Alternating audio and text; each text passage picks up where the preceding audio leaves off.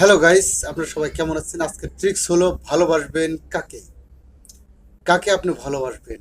সবাই তো আপনার আপন, সবাই আপনার প্রিয়জন, কিন্তু কেউ কি আপনাকে অনেক বেশি ভালোবাসে? দেখেন, সবাই ভালোবাসে আপনি তার স্বার্থের জন্যে।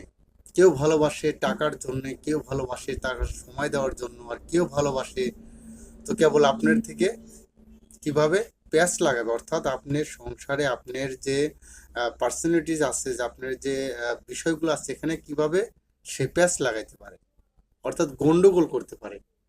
যদি সে মনে করেন যে আপনার আপন জনরাই আপনার শত্রু, আপনার প্রিয়জনেরাই আপনার শত্রু, যার জন্য এত কিছু করেছেন সেই আপনাকে গাল পাচ্ছে, সে আপনাকে অবশ্যই বকছে।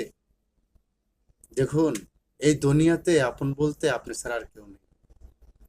আর ভালো তাকেই বাসবেন, বরঞ্চ একমাত্র ভালো তাকে বাসবেন যে নিঃস্বার্থ প্রেমী, অর্থাৎ নিঃস্বার্থভাবে আপনার সাথে মেশে এবং ভালোবাসে। নিঃস্বার্থ ভালোবাসা যদি বুঝতে যান, ধরেন যে আপনার টাকা নেই, ঘর নেই, বাড়ি নেই, পয়সা নেই, কিচ্ছু নেই, তারপরেও সে আপনাকে ভালোবাসবে। সেটা হলো বন্ধুত্বের ভালোবাসা।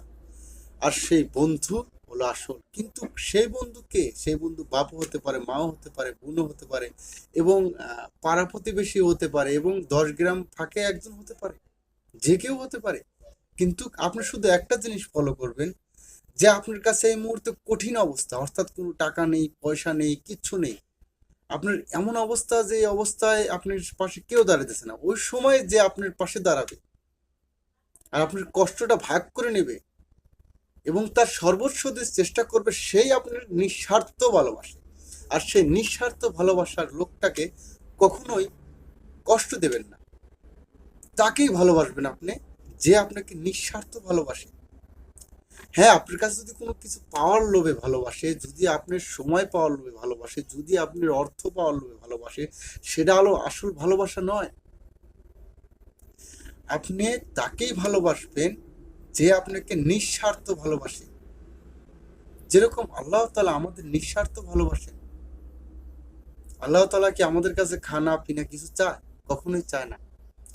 তো নিঃস্বার্থ ভালোবাসেন আমাদের মাবুদ মাওলা, তাকে ভালোবাসেন। আমাদের নবী, যে অবশ্যই আমাদের জন্য অনেক কিছু ত্যাগ করেছে, হাসান হোসেনকে ত্যাগ করেছে, তাদেরকে ভালোবাসুন। আর একান্তই আপনাকে এই দুনিয়ার ভিতরে যে নিঃস্বার্থ ভালোবাসে তাকে ভালোবাসুন।